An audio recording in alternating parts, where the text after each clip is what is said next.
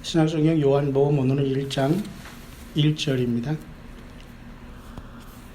제가 읽겠습니다. 태초에 말씀이 계시니라. 이 말씀이 하나님과 함께 계셨으니 이 말씀은 곧 하나님이시니라. 아멘.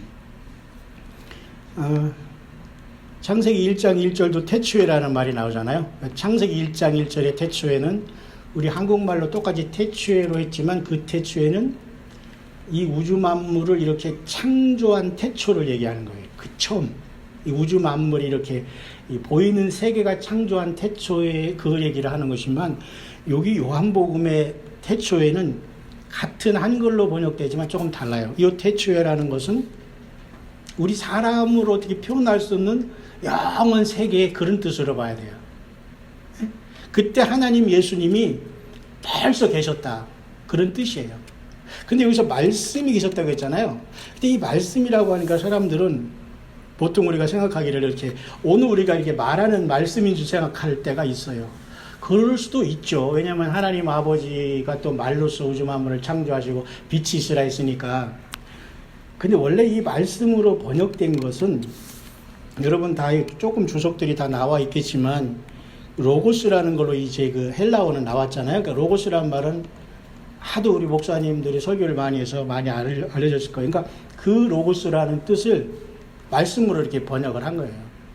근데 원래 이제 한자어로는 이 말씀이라기보다는 이성, 이칠이자 성성자 써서 이성 또는 길도자에서 이렇게 번역하는 것으로 이렇게 한자어로 나와요. 그러니까 여기서 태초에 말씀이 계셨다는 것은 이 말씀이라는 것은 그냥 우리가 막 하는 이 말씀이 막 흘러다녔다가 계셨다 이렇게 생각할 때가 덜어 있지만 사실 그렇게 이해하는 것은 이 본문을 기록한 사도 요한의 그 성령 안에서의 기록에는 조금 벗어날 수가 있어요. 여기서 말하는 이 태초에 말씀이 계시네라는 것은 태초에 영원한 어떤 그 진리가 있었다는 거예요. 마치 그 헬라의 사람들도 그때 당시에 뭔가 그 로고스라는 걸로 표현했고 막 그랬지만 그렇게 막 표현하고 추구하던 그 세계, 어떤 사람은 그것을 이데아의 세계라고 해서 막 어떤 영적인 큰 세계. 근데 그렇게 그냥 대충 이렇게 막연한 세계가 예수 그리스도라는 그분이 바로 그 근원이라는 것을 사실은 이 요한복음의 사도 요한은 알려주는 거예요. 이게 태초에 말씀이 계시다는 그 말씀은 영원한 세계에 우리 보통 사람들이 얘기하는 뭔가 진리가 있고 뭔가 영원한 것이 있고 절대자가 있는데 바로 그분이 예수님이다라고 이렇게 인간 세상에 사람이 몸을 입고 태어난 바로 예수라는 이름을 갖고 온 하나님 자신이라는 것을 사실은 요한복음에 나타내고 주고 있어요. 그러니까 굉장히 이것은 엄청난 말씀이거든. 그래서 우리가 신약은 마태복음으로 시작하잖아요. 근데 마테마가 누가는 예수님의 바이오그래피라고 해서 전기예요. 예수님의 탄생과 죽으심과 다시 오심과 이거지만 네 번째 책인 요한복음은 예수님의 탄생 죽으심보다는 예수님은 하나님이라는 걸 많이 증거하는 게 이 요한복음이라는 거예요. 그죠? 그러니까 여러분들 그래서 삼복음서는 거의 같은 차원에서 서로 다른 작가가 하나님 안에서 썼다면 요한복음은 예수님의 그 신적인 하나님에 대한 부분을 많이 기록한 게 요한복음이에요. 그러니까 처음 예수님을 믿는 사람도 사실은 이 요한복음을 읽으면 좋아요. 왜냐하면 마태, 마가, 누가는 예수님의 탄생하신가 죽으신가 이런 것을 말씀하시면서 물론 기적을 일으키는 것도 있지만은 예수님의 어떤 역사 속에서 어떤 분이라는 걸 나타내 주는 거거든요. 근데 요한복음은 굉장히 깊게 들어가는 거예요. 그래서 저도 여러분과 같이 이제 이번 기도회 기간은 조금씩 이 말씀을 제가 여러분과 같이 이제 나누려고 합니다. 오늘 저도 이렇게 하루 종일 있었지만 3.1절이라고 해서 뭐 일반 공무원들은 많이 이제 국가적인 공휴일이기 때문에 쉬기도 하네요. 근데 저는 저희 딸이 또 쉬는 줄 알았는데 또 안 쉬네요.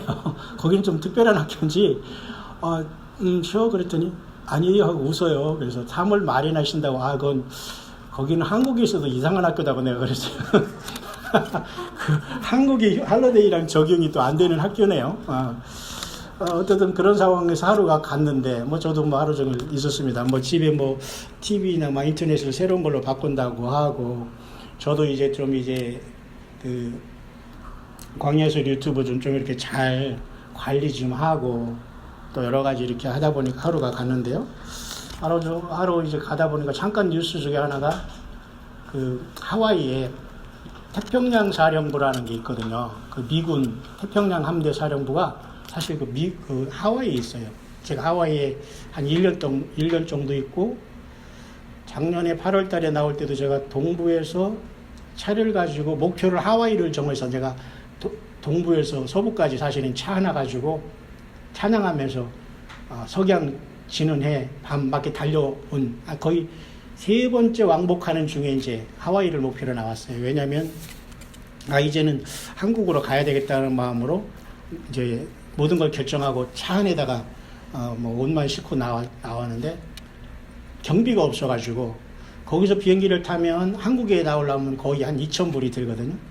그래서 돈은 없어가지고 큰일 났다. 차도 이게 또 미국에서는 다 할부로 나가고 그래서 크레디트에 문제가 이미 됐습니다만은 그래도 반납을 했어요. 근데 비행기를 타고 하와이까지 가려면 약 500불 정도면은 갈 수 있어요. 그래서 이제 동부에서 그 거리를 계산해서 어느 도시까지 가면은 거기서 타면 500불, 우리나라 돈으로 한 50만 원 정도 나오는 거리에 비행기가 될까 하고서 달려온 것이 그 애리조나라고 거기까지 달려왔어요. 마치 라스베가스 그 밑에까지, 거의 중간까지 달려왔어요. 많이 힘들더라고요. 오다가 이제 그랜드 캐년도 잠깐 들어갔다 나왔어요. 그렇게 유명하다고 해서 한번 들어가는데 그것도 한참 들어가더라고요. 또 한참 들어갔다 나오더라고요. 근데 사실 제가 뭐 이미 방해수리 간증을 했습니다만 거기 가서 해가 졌는데 사람들 많이 거기 표를 사서 들어가더라고요. 해 지는 걸 보려고. 거기도 또 매표소로 만들어 놨더라고요. 그래서 거의 또 1시간 동안 광에 쫙 들어가더니 또 다시 쭉 나와서 다시 메인 도로로 나오더라고요. 근데 저는 거기까지 갔다가 그냥 해가 떨어지고 구경도 안 하고 그냥 왔어요. 왜냐면 굳이 그것을 보고 싶은 마음은 없더라고요. 뭐 하나님이 뭐 창조한 것이고 뭐 노아 홍수도 진짜라는 걸 뭐 나타나고 그랬지만 그래서 거기서 돌아 나오면서 그 아리조나에 있는 그 피닉스라는 데까지 내가 달려왔어요. 다시 갔다가 거꾸로 다시 온 것 같아요. 왜냐면 거기서 달려서 라스베가스 이 정도까지 와서 타고 와도 되거든요. 거의 500불 정도 되는데 도저히 그 밤에 갈 수가 없어요. 너무 무리해서. 그래서 조금 백으로 1시간 와가지고 피닉스라는 곳에서 차를 반납하고 부랴부랴 하루 자고서 비행기를 타고 하와이를 갔어요.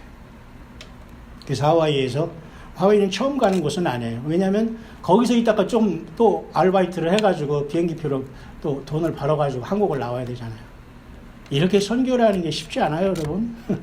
모든 그죠? 교회 큰 예배당에 이렇게 후원받고 이런 차원으로 제가 간 게 아니기 때문에 참 저는 그렇게 해왔어요.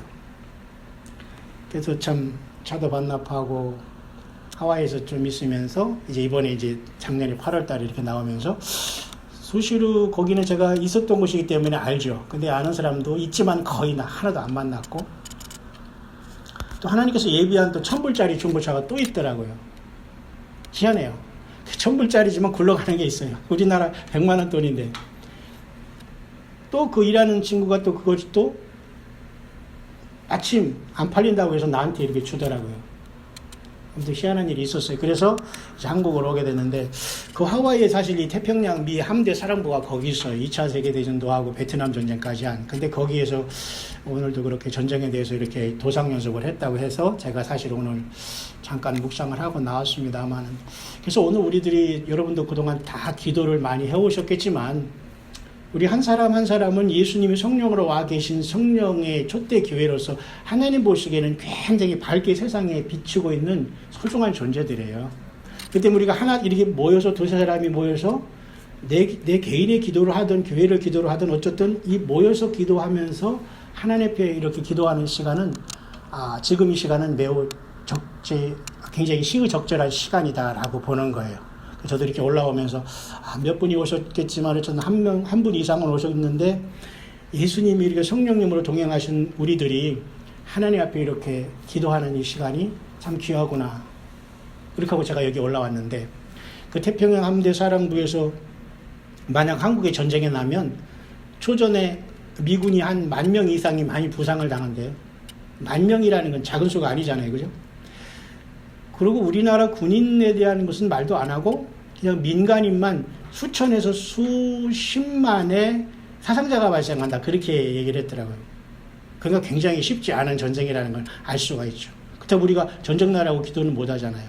그러니까 우리는 하나님께서 그냥 국류를 베풀어 주시기를 기도하고 우리는 주님 만날 준비는 돼 있어요. 왜냐하면 우리가 지금 어떤 형태로 가더라도 우리는 주님 앞에 깨어날 것을 우리는 알아요. 왜냐하면 예수님을 믿고 구원받았기 때문에. 믿습니까? 그런데 예수님을 모르는 사람들이 대량으로 이렇게 죽어가는 것은 사실 사탄의 그 인간들이 예수 못 믿게 하고 빨리 죽게 해가지고 음부에 떨어뜨리는 건 사실 사탄의 목적이거든요.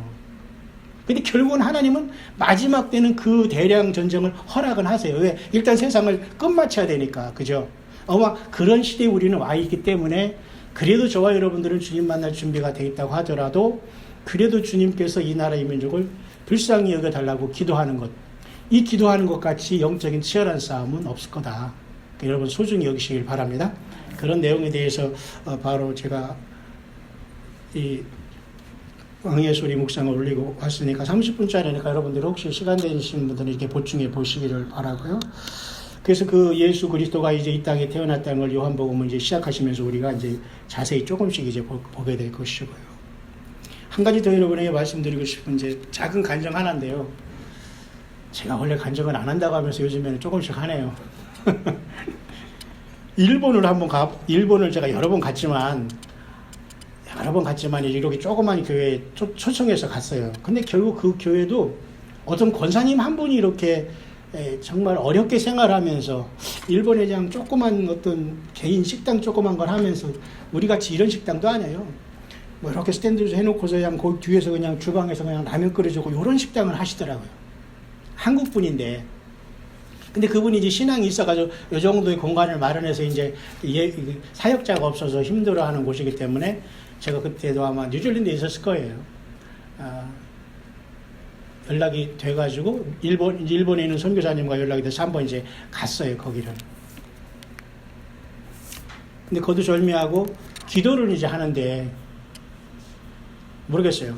새벽 기도 이제 저녁에는 뭐 별 문제가 없는 것 같은데 새벽 기도를 이렇게 하고 있는데 여기서 이제 열심히 기도하고 아마 그분 한 분이 아마 나가셨을 것 같아요, 권사님이. 처음에 오셨을 때는 막 참 이렇게 하고 막 공항까지 다른 집사님 통해서 차 갖고 와서 데려가기도 하고 막 그냥 뭐 식사까지 준비해서 막 반기더라고요. 근데 뭐 반기고 그러는데 감사하죠. 뭐 그것을 어떻게 할 수는 없잖아요. 그래서 고마웠는데 사람이 나도 좀 너무 안타까우니까 이제 새벽에 여기서 기도를 했을 거 아니에요. 통성 기도를. 별거 아니에요, 여러분. 너무 심각하게 생각하지 마세요. 제가 하고 싶은 얘기는 통성 기도를 좀 했어요, 제가. 한참 했어요. 근데 권사님도 한번 뒤에 어디서 했던 것 같아요. 그러고 자연스럽게 가고 저는 그때 교회에서 잤어요. 예배당에. 일본의 그 예배당이라는 건 말이죠. 조그만 화장실 하나 있고 아무것도 없어요. 그냥 칸막이 해놓고 여기다가 식사 같은 거 하려고 마련은 정말 우리 여기랑 비교도 해서는 안 되는 곳인데 다 가면 문 잠궈놓고 이제 의자 펴놓고 또 자는 건데요. 그래서 거기서 이제 담임이 없어가지고 이제 성도님도 많이 거의 없다고 볼 수 있죠. 근데 거기 세뇌고 다 그런 곳이 많아요, 일본은. 그렇다고 일본 사람들이 많이 오는 것도 아닌데. 개인적인 조그만 식당을 하고 있으면서 나를 데려가서 구경도 시켜주고 뭐 거기에 오래된 그 한국 분도 한 분 이제 소개시켜주고 이렇게 했는데 제가 마음에 조금 그 상처가 되는 게 하나 있는 게 열심히 통성기도를 했는데 권사님이 기도하는데 나한테 오더니만 이렇게 건들면서 시끄럽다고 그러는 거예요. 더 이상 이제 말 못하겠죠? 근데 나는 지금 그게 엄청 상처가 됐어요. 예, 그렇다고 뭐 악을 쓴 것도 아닌데 제가 그렇게 물론 해외에 있을 때 한국 목사님들 모임이나 그럴 때 가끔가다 제가 사회를 보거나 기도 인도할 때는 마이크에다 인도하려고 크게 하죠. 그렇지만 그 교회의 안타까움 속에서 이제 통성기도를 아마 했는가 본데 그분께서 그렇게 크게 기도하면 밖에 사람들이 듣고서 신고한대요. 일본 사람들 그런 게 많아요. 그건 이해는 가는데 그래도 저는 그게 오히려 이 권사님이 더 크게 기도를 한 건 아니지만 통성기도를 하면서 열심히 기도를 할 시간인데 저는 그렇게까지 생각 못했는데 그 순간 상처가 되는 거예요. 왜 그동안 권사님, 목사님 막 일하다가 갑자기 일하니까 이분이 겉으로만 한국말을 하고 한국 피를 갖고 태어난 한국계 사람이지만 완전히 이 사람은 일본 사람이구나. 일본 할머니시구나. 그리고 그때도 외국에 나가서 저는 30대부터 이 머리가 이제 이렇게 휘어가지고 그때도 하얗게 갔어요. 그때만 그것도 보기 싫었던지 또 이제 한국 분이 하는 그 미장원에 데려가더니만은 우리 목사님 빨리 이거 염색시키라고. 그냥 가라는 대로 갔지요. 그때 나중에 한 거 보니까 빨간 거 있잖아요. 약간 붉은 걸로 해놓으시는 거예요. 그것밖에 또 없다고 하니까 또 싸게 한다고 아마 하셨나 봐. 그냥 원위치만 놓았으면 좋겠어요. 그리고 또 어디를 데려가더니 어떤 이 장소를 보면서 한국에서 어떤 부흥사 목사님이 오면 이런 곳에 와서 인도하고 가시고 라는데 노 목사님도 여기서 살고 있다고. 다 실속은 없어요. 다 그냥 뭐 정리도 안 돼 있고 창고고. 어쨌든 그걸 떠나서 그분이 그러면서 결국 거기서 사역도 못했지만은 사람이 그렇게 하는 거 보면서 제가 오래 그 마음에 그 아픔이 남는 거더라고요. 그 이유는 모르겠어요. 영성화 이걸 떠나서 시끄럽다고 하면서 그렇게 기도하면 사람들이 막 신고한다고 하니까 언제든 통성 기도하자고 하면서 같이. 그러니까 제가 왜 이런 얘기를 하냐면 우리가 여기서 크게 기도하고 작게 기도하고 이게 크게 중요한 건 아니에요. 다만 진심으로 우리 예수님께 우리가 조금 크게 하든 적게 하든 방언으로 하든 안 하든 우리가 옆 사람에게 조금 그죠? 방해만 안 되게 하나님께 기도만 하면 되는 거예요. 그죠? 너무 의식하지 않고 막 하는 것도 문제가 있는 건 사실이지만은 그렇다고 목사가 와서 열심히 기도하는데 와서 툭 찌르면서 그렇게 한다고. 제가 왜 이런 얘기를 하냐면 이제 우리가 기도의 시간이 됐는데요. 그러니까 여러분 자유롭게 기도하시되 우리가 서로서로를 존경하고 또 굳이 상대방의 기도를 들으려고 할 필요는 없어요. 어떤 분은 막 그 기도를 다 들어서 일일이 그것에 대해서 강단에 나와가지고 얘기를 하시는 분도 더러 있어요. 그렇게 하지 말라 저렇게 하지 말라 막. 근데 그건 아닌 것 같아요. 성경적으로 하나님의 기도는 이렇게 한다라고 맡겨놓고 다 각자의 믿음의 분량대로 하는 것이지, 그죠? 우리가 이런 면에서는 서로가 서로 이해하면서 하나님 앞에 오늘 기도하시되 특별히 우리나라 민족의 이러한 형편과 처지를 놓고 여러분 기도해 주시고